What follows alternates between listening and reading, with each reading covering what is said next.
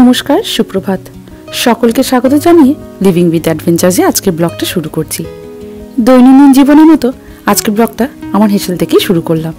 কিছুই না, শাক সবজি সব বসিয়ে দিলাম দুপুরের খাওয়ার জন্য।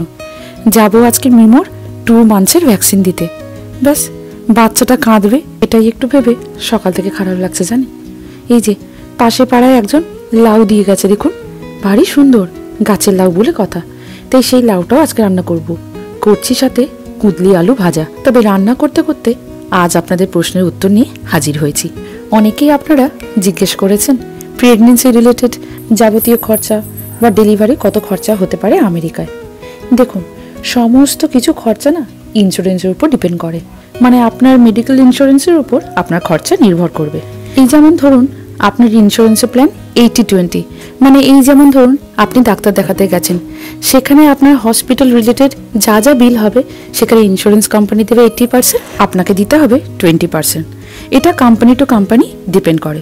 কোনো কোম্পানি আবার ইন্স্যুরেন্স কোম্পানি দেয় 90-10 প্ল্যান, মানে 90% ইন্স্যুরেন্স কোম্পানি দেবে, 10% আপনার পকেট থেকে দেবে।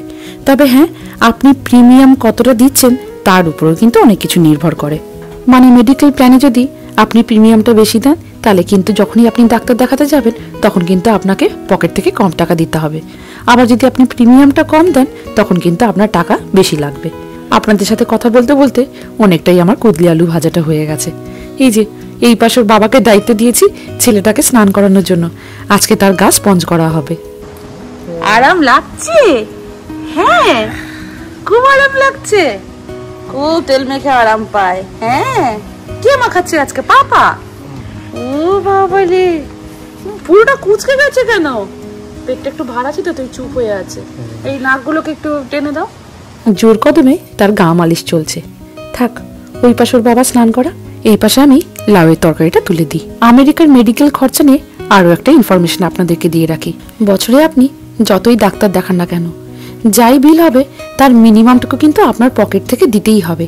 এই যেমন ধরুন $4,000-5,000, এই মিনিমাম পেমেন্টটা যতক্ষণ না আপনার ফুলফিল হচ্ছে ততক্ষণ অবধি কিন্তু ইন্স্যুরেন্স কোম্পানি কোনো পে করবে না। মানে এই যে আমার এক্সাম্পলটাই ধরে নিন, এই যে আমি জবের থেকে শুনেছি আমি মা হয়েছি, তবে থেকেই তো আমি হসপিটালে যাচ্ছি, ডাক্তারদের দেখাচ্ছি।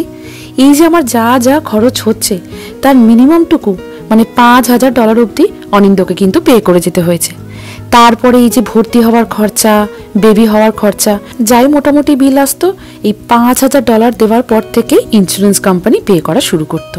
আপনারা হয়তো কম বেশি সবাই শুনেছেন আমেরিকায় ডাক্তার দেখানো বলুন, ওষুধ কেনা বলুন, যাই বলুন, সব কিছুই খুবই এক্সপেন্সিভ। সে সামান্য কাশি সর্দি হলো যদি আপনি ডাক্তার দেখাতে যান, সামান্যটুকু যদি এক্সরে করেন, বিল যে আপনার কত আসবে আপনি নিজেও জানতে পারবেন না।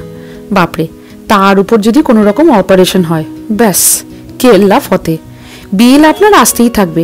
সে 1 বছর 2 বছর বিলের কোনো শেষ নেই। তাই জন্যই জানেন এখানে কোনো কিছু হলে ডাক্তার দেখাতে যেতেই আমরা সবাই ভয় পাই, খুবই এক্সপেন্সিভ। মানে এখানে মেডিকেল জিনিসটাই ভীষণ কমপ্লিকেটেড। আশা করি আপনাদেরকে একটু হলে বোঝাতে পেরেছি। এই যে মিমুকে নিয়ে এসেছি ডাক্তারবাবুর কাছে, আজ তাকে ভ্যাকসিন দেওয়া হবে। আপনাদের আরও একটা প্রশ্নের উত্তর দিতে ভুলে গেলাম। এই যে আমি যখন হসপিটালে ভর্তি ছিলাম আমার নর্মাল ডেলিভারির জন্য কত আমাদের খরচ গেছে সেইটা আপনারা জানার জন্য আগ্রহ প্রকাশ করেছেন। আমেরিকায় নর্মাল ডেলিভারি হলে সাধারণত ওনারা 17 থেকে 18,000 টাকা বিল করেন, তার থেকেও বেশি হতে পারে, কিন্তু আমার ক্ষেত্রে 18,000 টাকাই বিল করেছেন।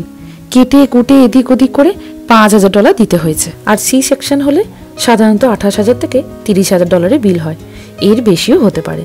মানে স্টেট টু স্টেট ডিপেন্ড করে এই বিলটা। ব্যাস, এবার ডাক্তারবাবুর জন্যই অপেক্ষা করে বসে আছি। হুড় করে মানে ঝড়ের মতো, মানে ওর জন্যই অ্যাকচুয়ালি টাইমটা চলে যাচ্ছে। দেবে এবারে ইঞ্জেকশনটা ফুটিয়ে খেয়েছে দুধ, তাই একটু আরাম পেয়েছে বলে ঘুমিয়ে পড়েছে। ব্যাস, ইঞ্জেকশন ফোটাবে এবার দেবে।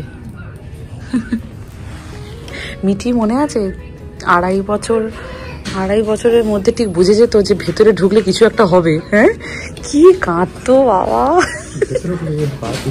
বাইরে বাইরে, হ্যাঁ হ্যাঁ হ্যাঁ হসপিটালের বাইরে থেকে পাওয়া ওর কথাগুলো। ও মানে অ্যাকচুয়ালি এর ফেসটা যেতে যেতে অ্যাকচুয়ালি মিঠির সবকিছু মনে পড়ছে। মিঠি এখানেই যেত, এখানে বসতো, মিঠির জিনিসগুলো খুব মনে পড়ে। সত্যি মিমোর সাথে জার্নিটা না 5 বছরে ঘটে যাওয়া মিঠির সাথে সমস্ত জীবনগুলো আবার যেন পুনরায় মিলে যাচ্ছে। সেই একইভাবে একই হসপিটালে আসা, ডাক্তার দেখানো, সব কিছু যেন আবার আমাদের মনে পড়ে যাচ্ছে। এই যে বাবুকে এখানে শোয়ানো হয়েছে, বলেছে ওর জামা টামা খুলে দিন, আগে ওর ওয়েট চেক করা হবে, কিন্তু তার আগে চেক করা হচ্ছে তার হাইট কত হয়েছে। ওই যে দেখুন মাথায় একটা টিক মার্ক করা হলো আর পায়ের নিচে, এইবার তার মাথারও কতটা সাইজ বেড়েছে সেটাও দেখছে। বাবারে বাবা, এইসব যখন দেখে কিছু বলতে যায় না, বড্ড ভয় লাগে জানেন। আবার আজকে একটা বই দিল, দেখি। Touch and feel yummy meal time, মানে অ্যাকচুয়ালি যেই বয়সের সাথে এবারে না অ্যাকচুয়ালি বইগুলো ভালো দিচ্ছে জানো। এই যে দেখেছো এগুলো টাচ করতে পারবে বলে ওইরকম না কি জানি। মিঠির সময় দিয়েছিল কিন্তু এবার একটু বেটার, দেখো উড়িয়ে পাওয়া। বাহ সুন্দর না? মানে মানে মানে বলতে কি চাইছো, ও এটা এখন এগুলো দেখে বুঝতে পারবে নাকি না এগুলো এখন বাচ্চারা ফিল করবে না, দরকার না কি ব্যাপারটা বলো তো? তাই না, একটা ফিলও করতে পারবে। হ্যাঁ, মিমোর আজকে 2 মান্থসের ভ্যাকসিন আর 4 মান্থসের অ্যাকচুয়ালি আমরা থাকবো ইন্ডিয়াতে। তো বেসিক্যালি কি হয় অ্যাকচুয়ালি আমার একটু এক্সপিরিয়েন্স আছে। মিঠি যখন ঠিক এরকম টাইমে মানে 6 মান্থসে না 5 মান্থসে যখন আমরা ইন্ডিয়া গিয়েছিলাম, অ্যাকচুয়ালি অন্নপ্রাশনের জন্য গিয়েছিলাম, তখন আমরা 6 মান্থসের ভ্যাকসিনটা আমরা ইন্ডিয়াতেই দিয়েছিলাম। সো এইবারে ব্যাপারটা একটু আর্লি হয়ে গেছে, কারণ মানে সময় নেই বলে, আর অনিন্দর পেরেন্টাল লিভস তো তাড়াতাড়ি করে শেষ হচ্ছে। সো ওই লিভসের মধ্যে আমরা অ্যাকচুয়ালি দেশে চলে যেতে চাইছি। তো আমরা তো রয়ে যাব, প্ল্যান এটাই, অনিন্দ চলে আসবে। তো ব্যাপারটা হচ্ছে যে ভ্যাকসিনটা আমরা অ্যাকচুয়ালি ইন্ডিয়াতেই দেবো। তো নিয়ম হচ্ছে ওখানে যে রেকর্ড, মানে ভ্যাকসিন যে দেওয়া হবে তার যে সব রেকর্ডস এখানে কিন্তু দেখাতে হবে, শো করতে হবে। আর সেটা সেম জিনিস আমরা 5 ইয়ার্স ব্যাকে আমরা মিঠির সময়ও করেছিলাম, একই জিনিস। তো এটা হচ্ছে রুলস, এলস অল ওভার ওয়ার্ল্ডে ভ্যাকসিন তো সেম, রাইট? অল ওভার ওয়ার্ল্ডে সেম। তো আমার মনে হয় না এবারে কোনো কিছু ইস্যু হবে। শুধু একটা ইনফরমেশন আমি এইটুকু জানতে পেরেছি, যারা এখানে থাকেন বা যাদের হয়তো প্ল্যান আছে এরকমভাবে যাওয়ার, তারা এই সাজেশনটা নিয়ে রাখতে পারেন। ব্যাপারটা হচ্ছে যে ওখানে 2 ধরনের এখন ভ্যাকসিন বেরিয়ে গেছে। বেবির যদি না লাগে সেই ধরনের ভ্যাকসিন আছে, একটু লিটল এক্সপেন্সিভ, আর নর্মাল ভ্যাকসিন আছে যেটা হয়তো বাচ্চার লাগবে সেটা। কিন্তু এখানে কোনো সেরকম কিন্তু অপশনস নেই। তো আমার বোন যেহেতু ওখানে আছে, ওর বেবি জাস্ট এই 1 ইয়ার হলো, সো ও ওখানে হচ্ছে যে 5 মান্থস থেকে রয়েছে ওর বেবিকে নিয়ে, এখন চলে আসার টাইম হয়ে গেছে। সো এইসব ইনফরমেশনগুলো আমি খুব আর্লি পেয়ে গেছি আমার বোনের কাছ থেকে। তো আই হোপ আপনাদের একটু কাজে লাগবে যারা বেবিকে নিয়ে যাবেন বা যাদের ছোট বেবি আছে। আর এই যে এখন ওয়েট করছে, ওর হাইট চেক করলো এইখানটা, আর এইখানটা একটা রেড কালারে মার্ক করেছে। হাইট চেক করলো, ডাক্তার এসেই বুঝতে পারবে যে বলবে যে মানে হাইট ঠিক আছে কিনা, বুঝতে পারবো যে তুমি ঠিক করে খাচ্ছ কিনা।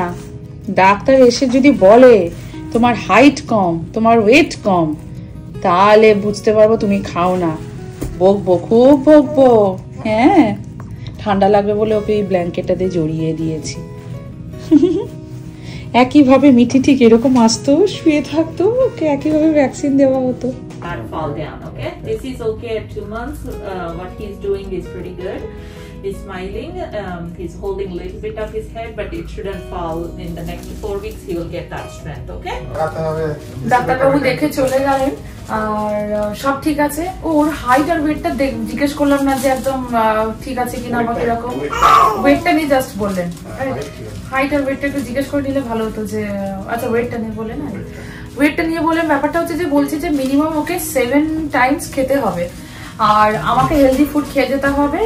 স্লাইটলি একটু কমে গেছে ওয়েটটা, বাট ঠিক আছে, nothing to B worried. But তাও ওয়ারি তো করবোই, মা হিসেবে আমার তো একটু খারাপই লাগছে। কিন্তু ব্যাপারটা হচ্ছে যে খুব স্ট্রেসফুল লাইফ হয়ে যাচ্ছে। বলছে যে আমাকে অত স্ট্রেস নেওয়া যাবে না, আর স্ট্রেস যে আমার হচ্ছে সেটা আমি নিজেই বুঝতে পারছি। একে তো 1.5 মাস হয়ে গেছে আমার কোনো ঘুম নেই, একটা স্ট্রেস, আমি কোনো ঘুমোতে পারি না এখনো পর্যন্ত। সেকেন্ড হচ্ছে যে এই যে যাবো না, এত ব্যাকপ্যাকিং এত কিছু, আরো মানে স্ট্রেসফুল হয়ে যাচ্ছে। তো আমি জানি দেশে গেলে ওই একটু মায়ের হাতে একটু খেতে পারবো, এটাই যে আমার একটু মানে এই আশায় আমি একটু বসে আছি, বা একটু সবার সাথে একটু কথা বলবো, গল্প করবো। এটা একটা মাইন্ড অনেক চেঞ্জ হয় এই সময়, কারণ প্রেগনেন্সি জার্নি থেকে শুরু করে টিল নাও আমার এখনো পর্যন্ত স্ট্রাগল চলছে।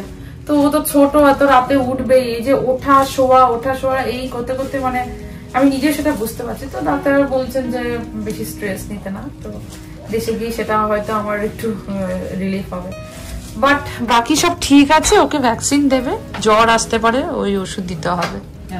ঠিক আছে, খুব ভ্যাকসিন দেওয়া হয়ে গেছে আমার বাবাকে, 3টে ভ্যাকসিন দেওয়া হয়ে গেছে গো, পায়ে 3টে ফুটিয়েছে, 3টে স্টিকার লাগানো। না না কিচ্ছু হবে না, মুখে আবার ওটা পোলিও টাইপের মানে কিছু দিল না। আয় চলে আয় আমার কাছে। হ্যাঁ কি খারাপ লাগছিল, জানি ভ্যাকসিনটা ভালোর জন্য হয়, তাও না কিরকম একটা লাগছে বাবা। ইনজেকশনটা দেওয়ার পর প্রচুর কাঁদছিল, খারাপ লাগছিল খুব। বাচ্চাটা আমার খুব কাঁদছে জানেন, খারাপও লাগে, জানি তো ভালোর জন্যই ভ্যাকসিনটা দেওয়া, কিন্তু ওই যে মা, তার চোখে জল তো আমাকে ভেতর থেকে কষ্ট দেয়। আজকের ব্লগটা তাহলে এখানেই শেষ করি। সবাই ভালো থাকবেন, সুস্থ থাকবেন। আজকের এই ইনফরমেশন রিলেটেড ব্লগটি যদি আপনাদের ভালো লেগে থাকে, চ্যানেলটিকে একটা সাবস্ক্রাইব করে দেওয়ার অনুরোধ রইল। লাইক করবেন, কমেন্ট করে জানাবেন এই ইনফরমেশনটা আপনাদের কোনো কাজে লাগলো কিনা। আজ আসি, খুব তাড়াতাড়ি আসছি আরও একটা ব্লগ নিয়ে। পাসপোর্টটা আমাদের এখনো আসেনি জানেন, চাতক পাখির মতো চেয়ে এখনো বসে আছি। তবে হ্যাঁ, ওই টুকটুক করে একটু গোছানো শুরু করেছি। তবে দেশে কবে যাব, কোন ডেটে যাব, কোনো কিছুরই এখন ঠিক ঠিকানা নেই। ব্যাস, এই ঝড়ের মতো সকালটা শুরু হয়, ঝড়ের মতো রাতটা শেষ হয়। আজ আসি, খুব তাড়াতাড়ি দেখা হচ্ছে।